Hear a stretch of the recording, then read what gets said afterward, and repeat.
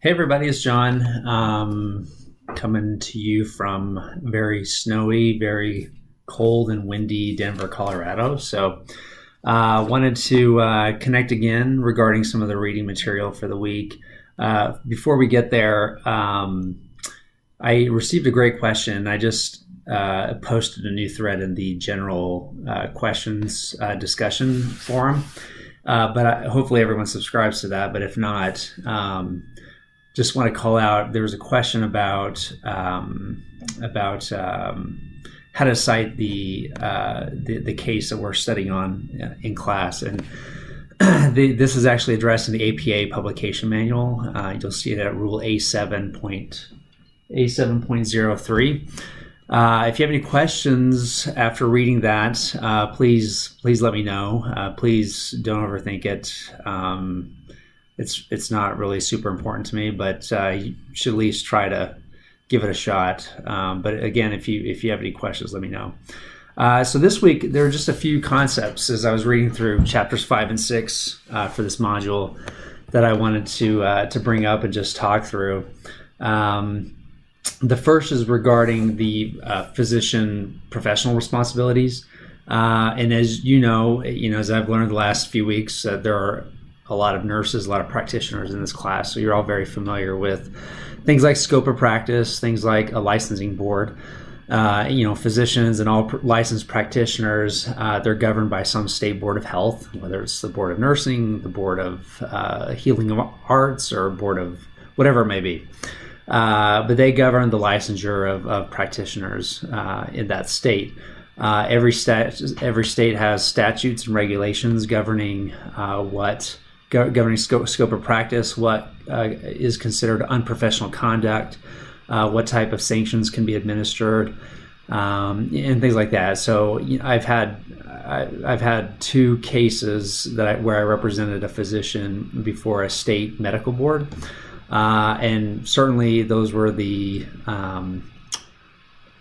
most interesting yet kind of sad situations that I've dealt with as a lawyer. But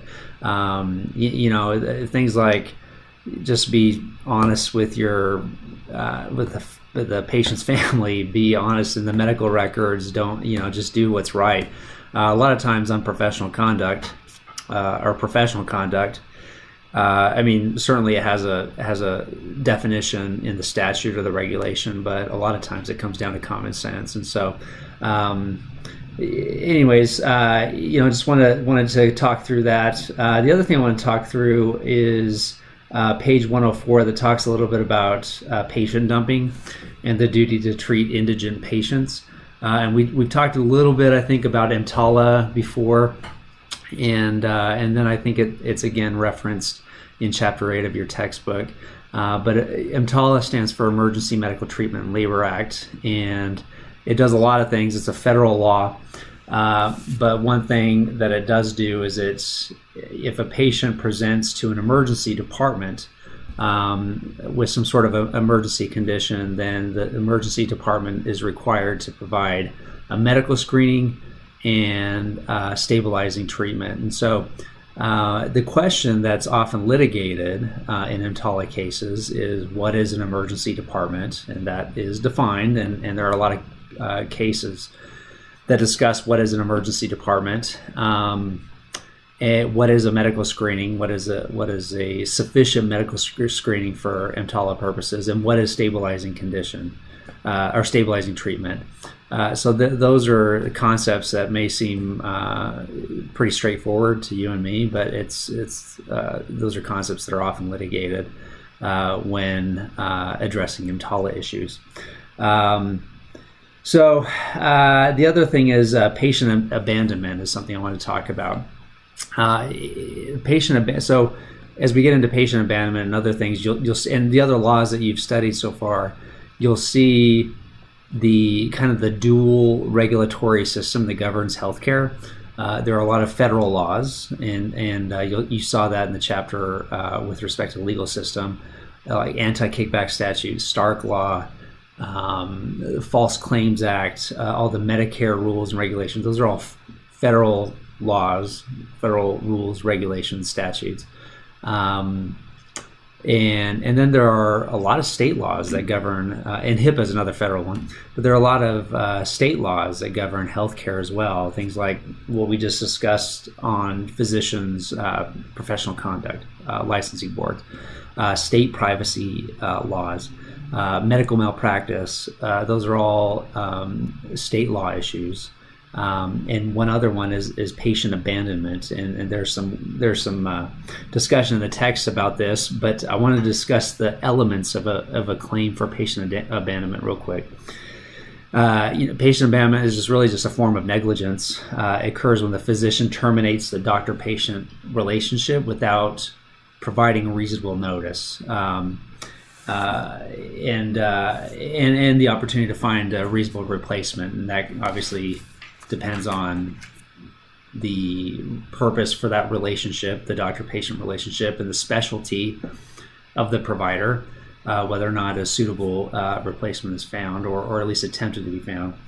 But there are 5 elements I want to just go over real quick that I don't know if the text does a great job at covering, but the first is the healthcare treatment. So if someone wants to make a claim that they were abandoned as a patient, these are the 5 typically. Now again, it's governed under state law. 50 states. There may be some nuances in different states on the requirements to demonstrate patient abandonment. But these are generally more or less the things that have to be proven or at least demonstrated. First, the healthcare treatment was unreasonably discontinued. Second, the termination of healthcare was contrary to the patient's will or without the patient's knowledge. The healthcare provider failed to arrange for care by another appropriate, skilled healthcare provider. Number 4 is the healthcare provider should have reasonably foreseen that harm to the patient would arise from the termination of the care. And 5, the patient actually suffered harm or loss as a result of the discontinuance of the care.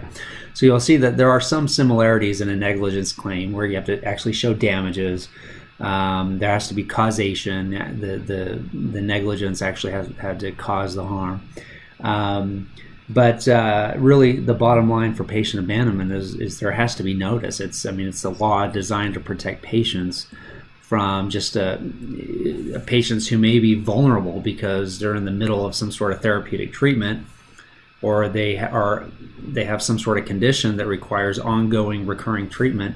And if a physician just without notice terminates that relationship, and then it causes harm, that could be really problematic and could form the basis of a patient abandonment claim.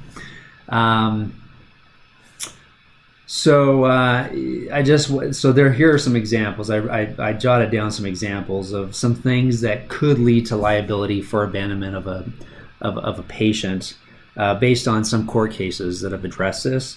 And again, I'm just speaking in generalities. There are obviously nuances with each one of these issues, and depending on the state where the case is, and so on. But some general issues that you want to think about. First, premature discharge of the patient by the physician. Another one is failure of the physician to provide proper instructions before discharging the patient.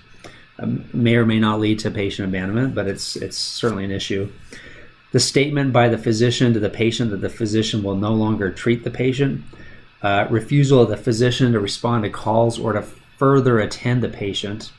The physician's leaving the patient after surgery or failing to follow up on post-surgical care.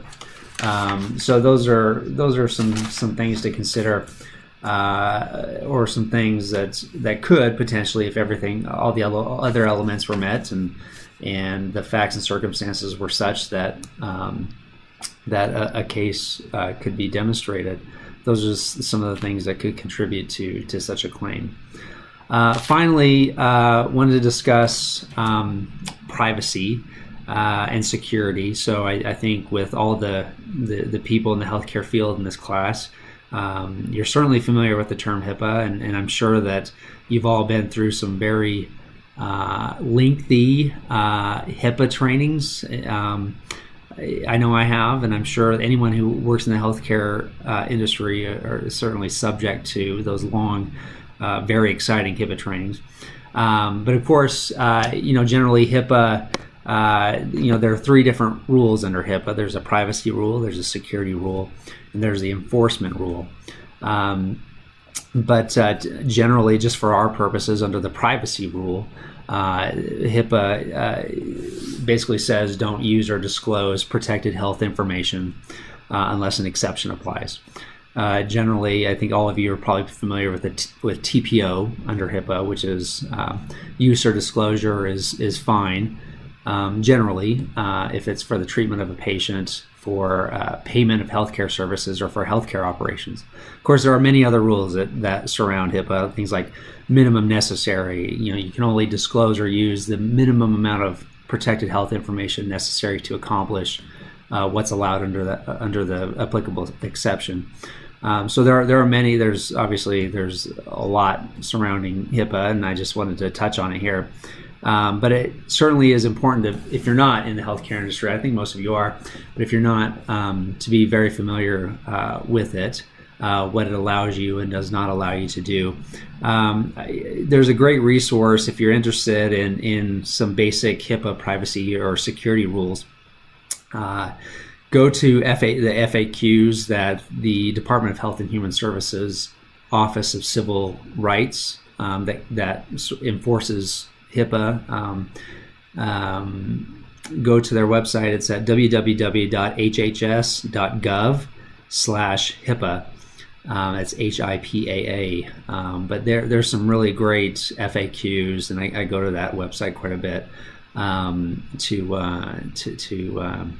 understand a little bit better about a particular HIPAA issue I may be dealing with. But that's a great one. And you can also see all the significant penalties involved in HIPAA violations. There was one in October just recently. I think it was the biggest, at least at that point, the biggest HIPAA breach of PHI up to that point by Anthem, and they were penalized $16 million by the Office of Civil Rights. So significant penalties.